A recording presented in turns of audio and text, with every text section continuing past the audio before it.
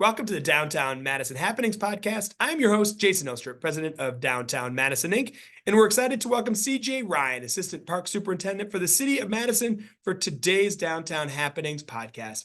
Before we get to CJ, we want to thank one of our favorite sponsors. They're our accountants, so we should thank them profusely, but they're also just a great company as well. This podcast is brought to you by our friends at Sustainable HR PEO and Colath CPA, a local professional services firm supporting Madison businesses like ours and nonprofits with their various back-of-house needs. The firm aims to provide high-quality professional services and be true business partners to small and mid-market employers. If you're interested in accounting, tax advisory, HR, payroll, benefits administration, Sustainable HR PEO, and Colath CPA are local providers who are committed to serving Madison and the downtown community.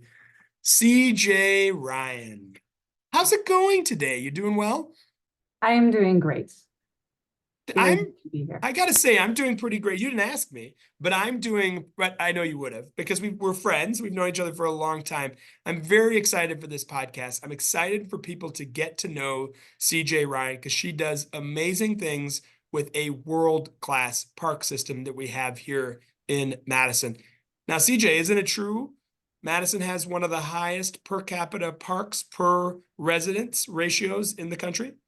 Yes, that is true. We actually have 95% of our people live within a 10-minute walk to a park, which is a really high ratio. We also have the highest ratio of playgrounds per person in the country. So it's a world-class. You're a parent, and as a father of a 1.5-year-old, Mateo says, thank you for that wonderful park at Thoreau. We really appreciate it, Nakoma Park. It's fantastic. So thank you. Thank you for all you do. Well, we're going to talk today about a couple of big projects that are happening downtown and an exciting event that is coming back to downtown. CJ, let's start with that. Ride to Drive is one of my favorite events of the year. I'm a big biker.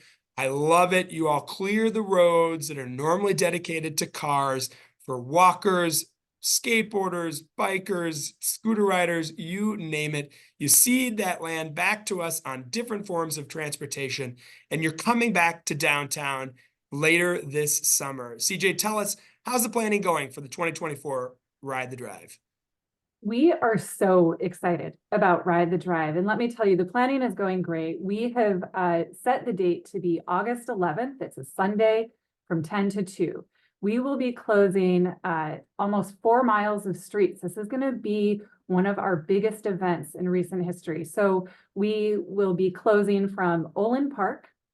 We'll close John Nolan Drive all the way up through past the Monona Terrace, past our favorite intersection, the Hairball, up to all the way up Williamson Street to McPike Park, where we're partnering with Sessions that day because they'll also be in McPike Park that day. We're also going to have an arm go off of John Nolan Drive. So you'll be able to go past Brittingham Park on North Shore, down Proudfit, up Regent Street, up to Cleef Park. So one of the cool things about this event that we're really focusing on this year is the hubs that are happening at parks. And we will have 6 park hubs. Those are going to be at Olin Park, which is where the new headquarters for the parks offices and MSCR is. MSCR will be leading that hub that day with a ton of activities for folks. We'll have a hub at Brittingham Park, and Madison Boats is partnering with us to provide activities there. We will be at Law Park. We'll be at R. Richard Wagner Park, at Edward Cleef Park, and at McPike Park. So those are all places folks are welcome to come and ride, walk any section of the drive. They can enter at any point, leave at any point. They can just come and visit a hub if they want to. But we will have the streets open for non-motorized uses that day. It's going to be so much fun. CJ, let's just call a spade a spade. I don't think there is in the country a better lead-in to our city than John Nolan and Olin. I mean, just to come in and to be able to walk in the middle of the street or run or jog or take your stroller or bike, it really is a magical moment. It's been several years since you've been on this route. When was the last time that you were on John Nolan? And I know you've never been on some of these streets, and so it really is a lot larger. When was the last time you were on John Nolan. Or when have I been on John Nolan, or when No, John not Nolan closed John Nolan? good I go point. down it every day. Good point. Bad interviewer. So When's the last time Ride the Drive was on? the last time Ride the Drive, well, I can tell you that we started in 2009 and we've done a bunch of different routes since then. And Jason, I'm embarrassed to say that I don't actually know the last time we were on. I don't remember either. It's been a long time. It was Well, 2 then or 3 fine. years ago. We'll ask you the actual question I asked you. When was the last time you were on John Nolan? Last night I was driving down John Nolan. No, Now everybody knows. Here's what I do want to say about John Nolan Drive is the experience of going down John Nolan Drive as a pedestrian or a biker or as a user who's not in a car. On one hand, it's beautiful. You get to look at the lake and the skyline. On the other hand, it is noisy and scary. And so one of the great things about this route is that we close it to cars and trucks. And so we get to just experience the space with us in the space without all the cars and noise and traffic in the way. Well, I think the timing actually is quite good, right? Because we do know that in 2025, there'll be road construction on John Nolan to replace a set of 3 couplets of bridges. And at the same time, potentially, fingers crossed, it will be the kickoff of the Lake Monona Waterfront project, which just yesterday, the park board approved Sasaki's master plan that includes this section and the first tranche of work that will happen. I think it'll give people a really interesting vantage point about what we could potentially do with that stretch if we're able to cede some more land over to pedestrians and bikers and make a more safe environment for everyone, allow for places to really see that vista, to take a break and relax on that section, which you can't really do very well right now. So, how excited are you for the Lake Monona Waterfront project, and particularly with Ride the Drive as maybe a preview of what we could be seeing in years to come with this project, and hoping that it comes to fruition? Yeah, I think these 2 projects actually have a really nice synergy. We're thinking of this as like your last chance. Now, it's not going to be your last chance. We're not closing that road forever. It won't be under construction forever. But we won't be able to be accessing that road during 2025. So this will, in 2024, let's open that up to bikes and pedestrians and enjoy the space. And I think you're right. The event is going to give us a chance to slow down there and think about what it'll be like when there's more space there for bikes, for pedestrians. Some of the things with the master plan include places to come off the path and sit, or to come off the path and do shore fishing and just enjoy the space in a little slower pace, if that's how folks want to enjoy the space. And so I think that this does give us a really good opportunity to be thinking about what that space is going to turn into.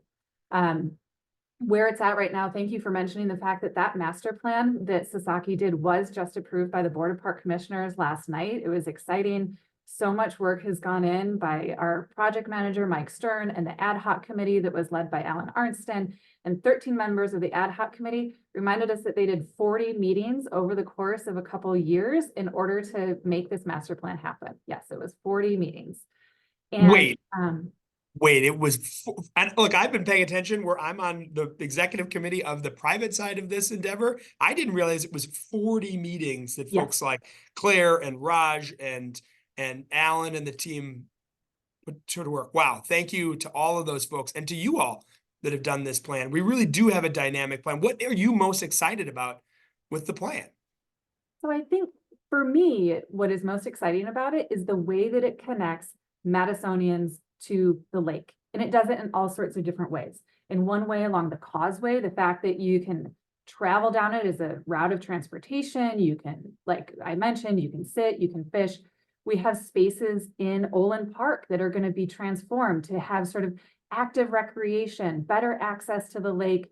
And that's the case all the way up through Law Park or the northern part of Law Park. And to me, that's what's most exciting, is really being able to implement that vision that so many Madisonians have had for a long time in order to connect the city to the lakes.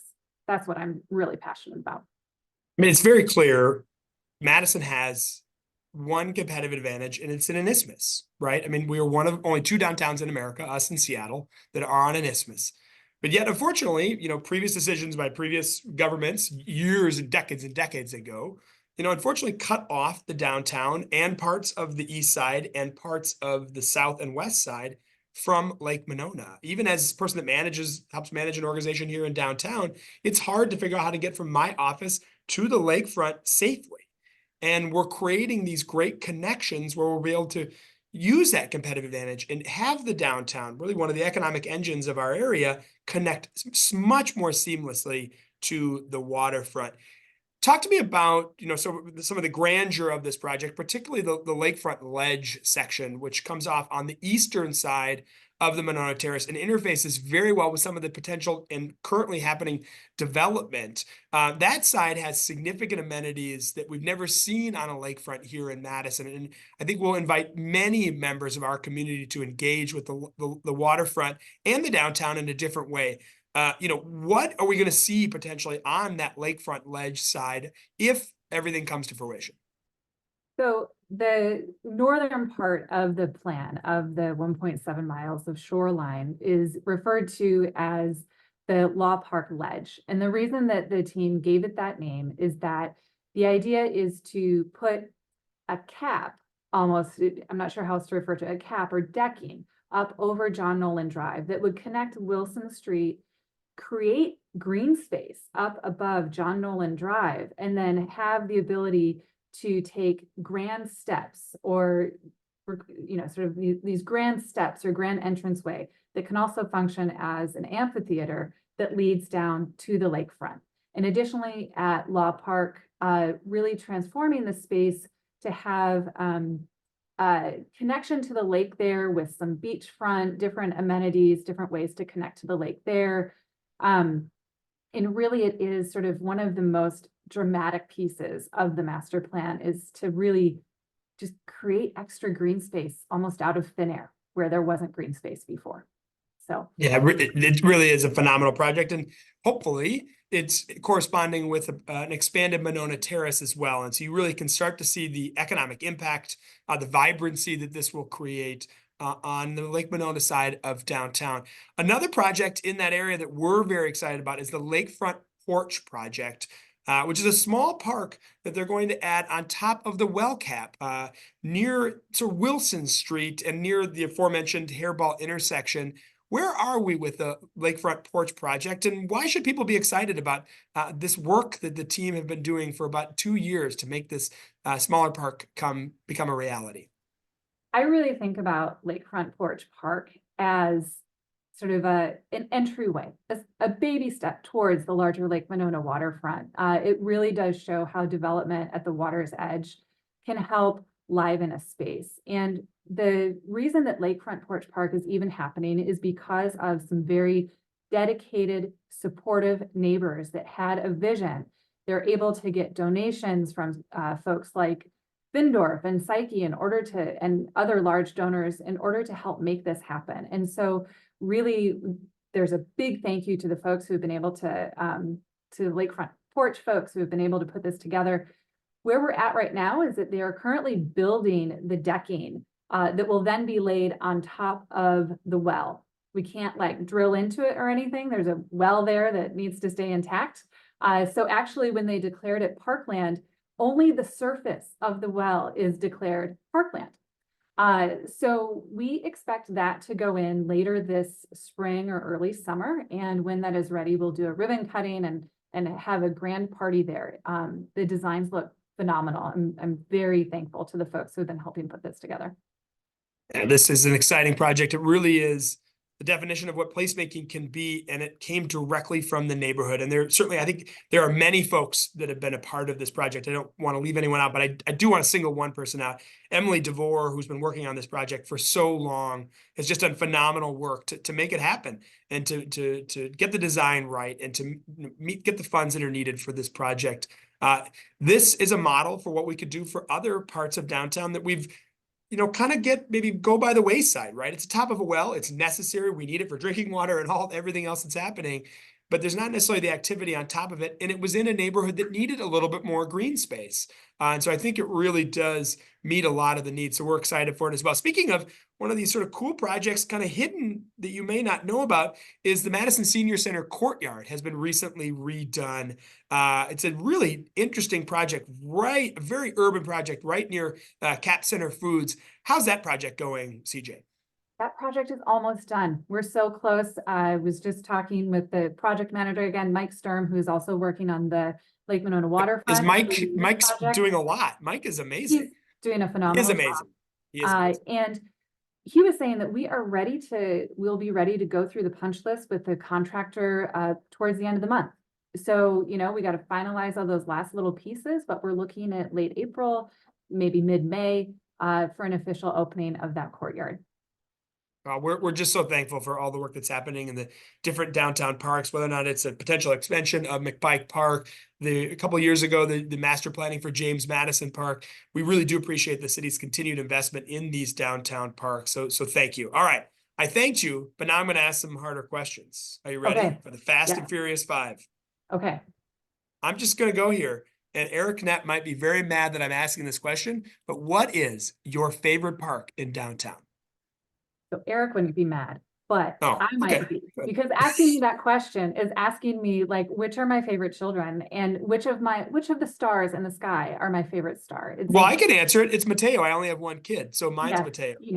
But one of my favorites these days has been Lisa Link Peace Park. And I think a lot of that has to do with just the amount of activation that's there, the space that is just created for the activity, and it has that downtown feel, and was really put together again by a group of community members and active stakeholders to really change and improve that park from what it was before.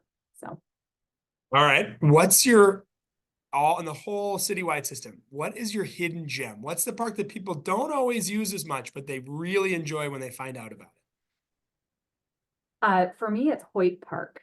So it is a bigger park and maybe folks do use it, but for me, the hidden gem are those fire pits that were built by the Army Corps of Engineers, so 100 years ago or so. And to me, you can go in, you can drive into Hoyt Park and go to the playground, but not until you take the paths and go down in the kind of deep area by the quarry and up through the prairie. To me, that's one of my favorite places.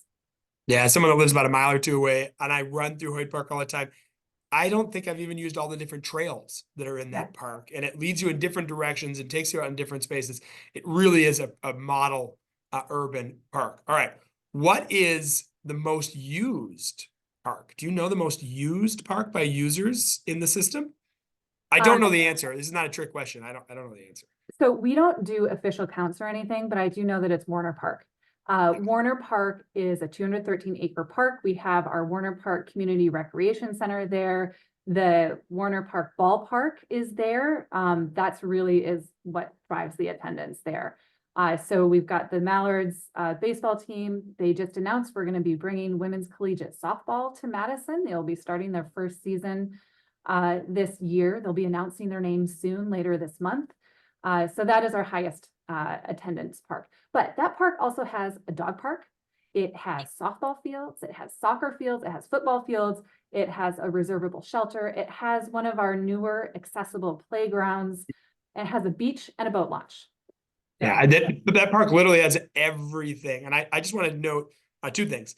Thank you to Samantha Rubin and the team at the Mallards who are adding this new collegiate softball team. We're one of only 4 cities in the country. We're one of the first league in the country. This is really exciting that Madison continues to be at the avant-garde when it comes to women's sports. And it's just fantastic the work that they're doing. Of course, we're also thankful for all that they do with Forward Madison at another park at Breeze Stevens Park. All right, what is your favorite restaurant located close to a park? Oh my gosh, that's I don't know how to answer that question. Almost all of we have so many parks. Most of our parks are near. No, there's a restaurant next to almost all of them. Yes.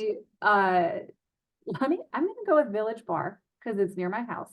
And I love that place. And it is right across the street from the Glen, which is our recently renovated golf course. Wonderful 9-hole course. You should come play sometime.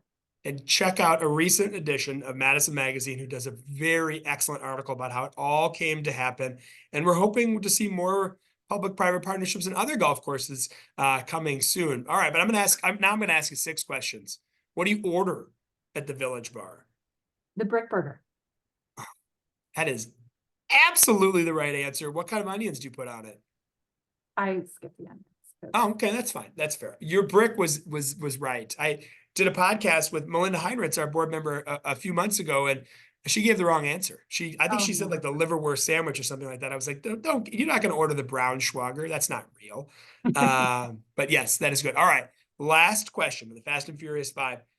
You've got one day in downtown with visitors from out of town. Where do you take them? We walk down State Street. We go to the state capitol to get to the very top, and we look out over Madison in order to see the lakes, the historic view down State Street, all the way to the university. And then we probably go to Marigold Kitchen for brunch. Oh, delicious. CJ Ryan, Assistant Park Superintendent for the City of Madison. Thank you so much for joining us on the Downtown Madison Happenings podcast. And thank you seriously for all the work you're doing for our entire park system, but in particular here in downtown. We should be all very proud of the parks that we have. And that is down to your work, you and your team's work. So thank you, CJ. We really do appreciate it.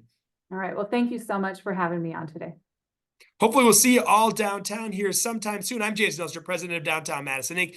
Thank you to, again, our sponsors at Colath, CPA, and Sustainable PEO. We really do appreciate it. Hopefully see you downtown with full bellies and shopping bags in your hand. Talk to you soon. Have a great day. Bye now.